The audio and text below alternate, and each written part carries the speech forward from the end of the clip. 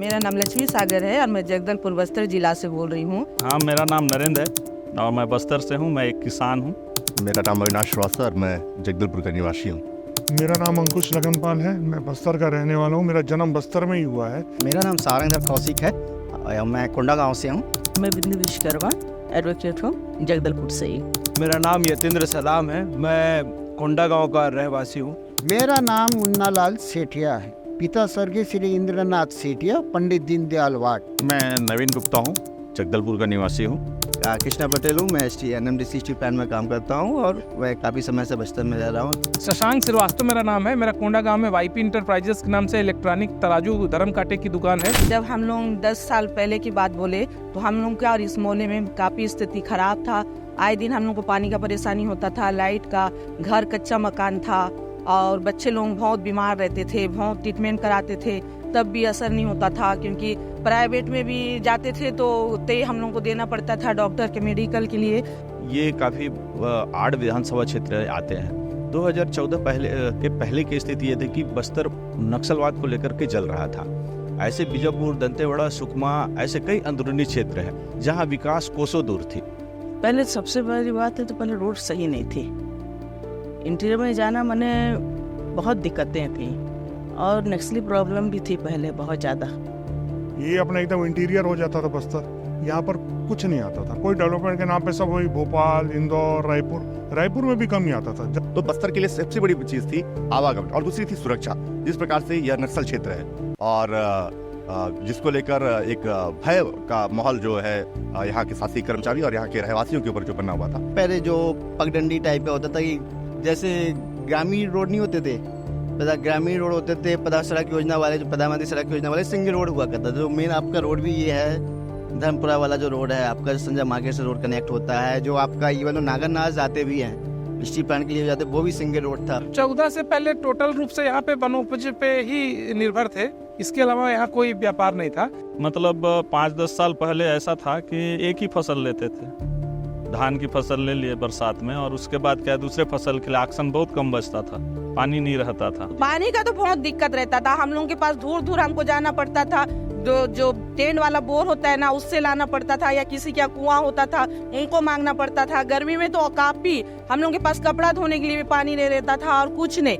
बस्तर में 2 तरह की पानी की दिक्कत है। एक तो पहाड़ ऊंचा नीचा है, दूसरा पानी में कहीं कहीं फ्लोराइड ज्यादा है, आयरन होने के कारण से कहीं पानी है इसके बाद भी उपलब्ध नहीं। 14 के पहले तो बहुत ज़्यादा परेशानी थी, लोगों को आवागमन की असुविधा थी, हर क्षेत्र में असुविधा नजर आती थी। 14 से पहले लगातार यहाँ पे जो नक्सली वारदात थे वो काफ़ी ज़्यादा थे और ग्रामीण क्षेत्रों की स्थिति ये थी, जो ज़्यादा हमारे नक्सली प्रभावित क्षेत्र है जैसे नारायणपुर हो गया, बीजापुर हो गया, सुकमा, कोंटा, वहाँ की स्थिति ये थी कि लोग 6 बजे 8 बजे के बाद घरों से निकलने के लिए भी उनको सोचना पड़ता था। मेडिकल पॉइंट ऑफ व्यू से आप देख लीजिए, अगर किसी को इमरजेंसी में कहीं जाना है वो नहीं जा सकता था, बेचारे ही मर जाते थे।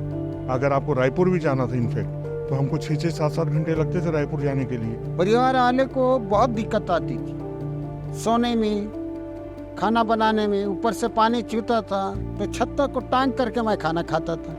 2014 के बाद जब केंद्र में बीजेपी की सरकार बनी, उसके बाद से नक्सलवाद पे लगाम लगाना शुरू हुआ। राज्य में बीजेपी की सरकार थी और केंद्र, दोनों ज्वाइंट ऑपरेशन करके नक्सलवाद पर बहुत हद तक अंकुश लगाने का प्रयास किया गया। आज देखिए बीजापुर, दंतेवाड़ा कई ऐसे अंदरूनी क्षेत्र है जहाँ पे कैंप स्थापना के बाद से उन क्षेत्रों में विकास की गति पहुंची है। और हम सपने भी नहीं सोचे थे कि हम लोग पक्का घर बनाएंगे। एक नरेंद्र मोदी जो ये लेके आए योजना, और इस योजनाओं के दायरे हम लोगों को थोड़ा महसूस हुआ कि हम थोड़ा कमा के इसमें वो हमें इतना दे रहे हैं, हम भी थोड़ा मेहनत करके इसमें ज़्यादा करके बना सकते हैं। अगर नरेंद्र मोदी ने ये योजना को निकालते घर पक्का निर्माण के लिए तो हमारा घर कभी नहीं बनता। जैसा झोपड़ी था वैसा ही झोपड़ी रहता। आज इतना अच्छा घर नहीं रहता, इतने अच्छे बच्चों को स्कूल में शिक्षा मिल रहा है, सब नरेंद्र मोदी की दया से। अगर व्यापार के हिसाब से देखा जाए तो एक GST आने से जो व्यापार पहले बहुत कच्चे में होता था, अब वो बहुत पक्का और स्मूथ भी हो गया। शुरू में लोगों को समझ में नहीं आया, लेकिन आज GST बिजनेस के लिए वरदान है। दूसरा ये जो फोन पे आया, ये मतलब UPI आया, इसने बिजनेस में क्रांति ला दिया। ना आप कभी अकाउंट, कभी बैंक जाना है और कभी भी पेमेंट की अब कोई दिक्कत नहीं होती किसी से लेने देने में, मतलब एक क्रांति आ गई बिजनेस में। इससे डिजिटल इंडिया से, मोबाइल से मान के चलिए, मेरा समझना है कोई भी किसान जो है ना, इसको इसमें जैसे सब सर्च कर लेगा कि मेरे पास सब्जी की खेती है, फलाने सब्जी की खेती है या धान की खेती है, तो उस खेती में क्या करना है, तो पूरा जो है ना आ जाता है और वो पता लग जाता है। और साथ साथ में पैसा डलता है, वो भी पता लग जाता है कि इस डेट में पैसा डल गया। एयरपोर्ट पहले पब्लिक के लिए नहीं था, अब पब्लिक के लिए खुल गया है। अभी लेटेस्ट में इंडिगो भी आ गई फ्लाइट, पहले तो एयर एयरलाइंस था, है ना।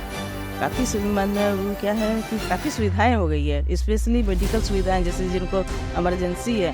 नहीं तो पहले 6 घंटे लगते थे हमको विशाखापट्टनम या हैदराबाद जाने में, यहाँ रायपुर जाने में। अब तो अब फ्लाइट आ गई है तो वो अपन 1.5 घंटे में पहुँच जाते हैं। और यहाँ पर जब नगर राज स्टेज ब्रांच लग गया तो यहाँ पर डेवलपमेंट तो अब देखो नेचुरल रिसोर्सेज है यहाँ पर अपनी बस्तर में, पूरा देश यूज़ करेगा, बस्तर डेवलप होगा, यहाँ के लोग आएंगे, विकास होगा, सब होगा।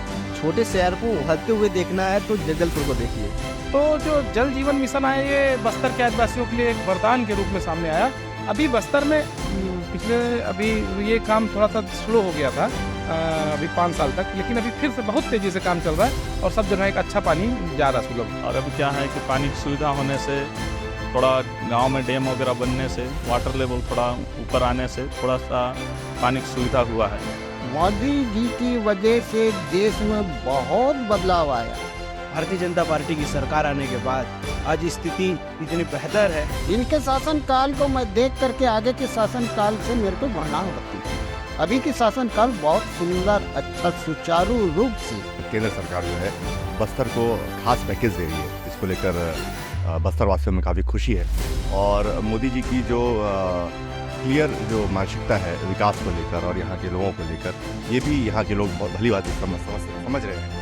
नरेंद्र मोदी जी के द्वारे हमारे जिंदगी में नया बदलाव आया, नया उजियाला आया और नया सपना देखिए। अब सपना देखने के लिए डर नहीं लगता। पहले लोग डरते थे कि सपना देखते हैं पूरा नहीं होता, अब सपना इतना देखते हैं कि एक अंदर से हौसला आता है हमारा सपना पूरा होगा। नहीं, मोदी की वजह से तो सबसे अच्छी चीज़ है कि सेल्फ कॉन्फिडेंस बहुत आ गया पब्लिक में कि अब तो होना ही है इस टाइम। मैं बता तो रहा, सब बदलाव ही बदलाव है। एयरपोर्ट चालू हो गया, ट्रेनें चालू हो गई, सब चालू हो गई। सरकार तो कर रही है, डेवलपमेंट तो कर ही रही है ना, और भी करेगी। मोदी जिंदाबाद, मोदी जिंदाबाद, मोदी। मोदी है तो मुमकिन है। मोदी है तो मुमकिन है, कहा ये मना नहीं किया जा सकता है। We totally agree with that. आज नरेंद्र मोदी जी का जब से सरकार बना है तो निश्चित तौर पर लगातार अभूतपूर्व परिवर्तन बस्तर संभाग में देखने को मिला है और नक्सली वारदातें भी यहाँ पे काफ़ी कम हुई है और लगातार अब चीज़ों में कंट्रोल, अंकुश लगाया जा रहा है। तो किसान के बारे में जो आज की सरकार है सोच जो कर रही है ना, सोच रख रही है, वो अच्छी है, तारीफ के काबिल है। और हमारा सपना पूरा होते आ रहा है आए दिन और मुझे काफ़ी अच्छा लगा। मैं भी बच्चों का काम करती हूँ, मालिश का काम करती हूँ, माँ बच्चे का। मुझे भी बहुत अच्छा तनख्वाह मिलता है, बहुत अच्छा सैलरी मिलता है और बहुत अच्छे अच्छे लोगों के बीच में रहती हूँ। ये सब नरेंद्र मोदी के अनुग्रह से और उनके इतने अच्छे उनका दिल है, हार्ट है, दिमाग है, सोच है। जो भी योजनाएं निकल रहे हैं गरीब के पास पहुँच रहा है।